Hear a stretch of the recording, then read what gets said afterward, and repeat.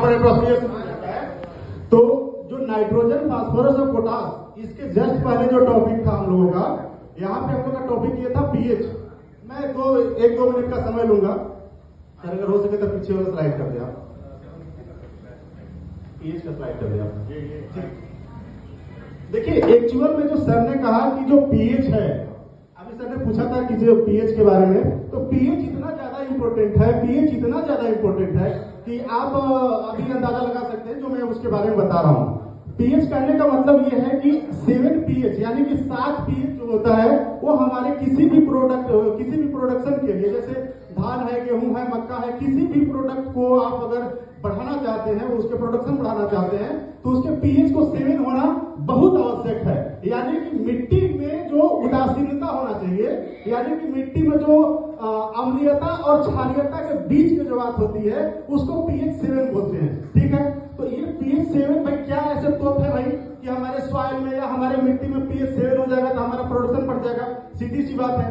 तो इसके लिए हम लोगों ने, भारत सरकार ने पीएच सॉइल टेस्टिंग के लिए, सॉइल टेस्टिंग के नाम से कई बार मुहिम चलाया उन्होंने। तो 7 पीएच जो है, कहने का मतलब कि आप ये समझ लीजिए कि इस पीएच पे लगभग सभी पोषक तत्व उपलब्ध होते हैं पौधे के लिए। समझ रहे बात? यानी कि इस पीएच पे, यानी कि 7 पीएच पे सभी पोषक तत्व पौधे के लिए उपलब्ध होते हैं।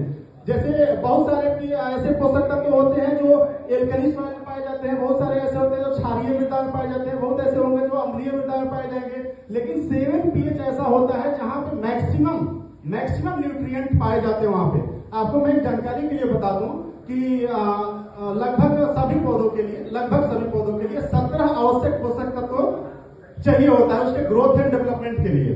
ठीक है, तो ये 17 पोषक तत्वों में कुछ ऐसे हैं जो ये मुख्य रूप से नाइट्रोजन, फास्फोरस और पोटास, जो आप लोग ज्यादातर खेतों में डालते हैं।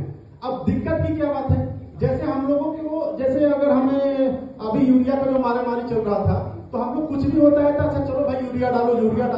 आप सभी लोग, जितने भी डिस्ट्रीब्यूटर या यहाँ पे जो भी दुकान वाले लोग बैठे हैं, अपने रिटेलर्स भाई बंधु, आप लोग सभी लोग दुकान में जाते हैं तो सबसे ज्यादा आपको पता है कि नाइट्रोजन और फास्फोरस यानी डीएपी और यूरिया बेचते हैं, है ना? लेकिन उसकी जरूरत है कि नहीं हमें पता नहीं है, न तो किसान को पता है और न किसी और को पता है। मतलब हम लोग खुद को अगर समझे कि डिस्ट्रीब्यूटर को, ना तो रिटेलर को पता है। तो ये हम लोग को सबसे पहले सॉइल टेस्टिंग कराना चाहिए। जब तक सॉइल टेस्टिंग नहीं होगा तब तक ये नहीं पता चलेगा कि उस खेत में, जिस खेत में हम बार बार यूरिया डाल रहे हैं, और यूरिया डालने से भी हमारा खेत खराब होता है।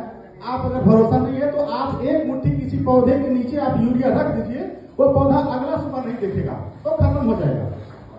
ठीक है, तो ये सभी चीजें हैं। यानी कि मुख्य रूप से अगर मोटा मोटी ये कहा जाए तो सॉइल टेस्टिंग हमारे खेतों के लिए बहुत आवश्यक है। सॉइल टेस्टिंग से ही पता चलता है कि कौन से मिट्टी में कितना मात्रा में पोषक तत्व चाहिए।